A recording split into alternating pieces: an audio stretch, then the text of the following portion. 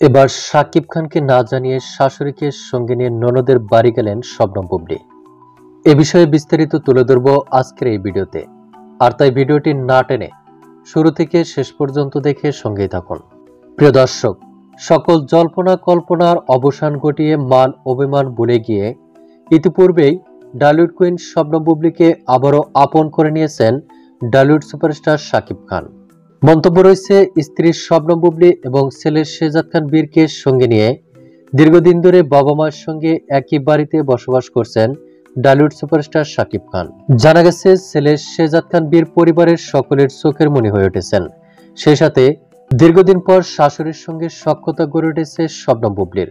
এদিকে ঘনিষ্ঠ এক সূত্রের মাধ্যম থেকে জানা যায়, শাকিব খানকে না জানিয়ে শাশুড়িকে সঙ্গে নিয়ে ননদের বাড়িতে এসেছেন শবনম বুবলী। এমন একটি স্থিরচিত্র সোশ্যাল মিডিয়ায় প্রকাশিত হয়েছে। ছবিটি প্রকাশের সঙ্গে সঙ্গে নেটাগরিকদের নজর কেড়েছে। ছবিটিতে দেখা যাচ্ছে ননদের বাড়িতে এসে শাশুড়ির সঙ্গে গল্পে মেতে উঠেছেন শবনম বুবলী। চায়ের ট্রে নিয়ে দাঁড়িয়ে আছেন সাকিবের বোন। এমন স্থিরচিত্র দেখে রীতিমতো অবাক হয়েছেন সকল ভক্ত দর্শক ও শুভাকাঙ্ক্ষীরা, যার ফলে সকলের প্রশংসায় বাড়ছেন চিত্রনায়িকা শবনম বুবলী। তো প্রিয় দর্শক, ননদের বাড়িতে সাকিবের মায়ের সঙ্গে শবনম বুবলীর এমন খুনসুটি মুহূর্ত দেখে আপনার কি মন্তব্য তা আপনার ধারণা মোতাবেক কমেন্ট করে জানিয়ে দিন নিচের কমেন্ট বক্সে।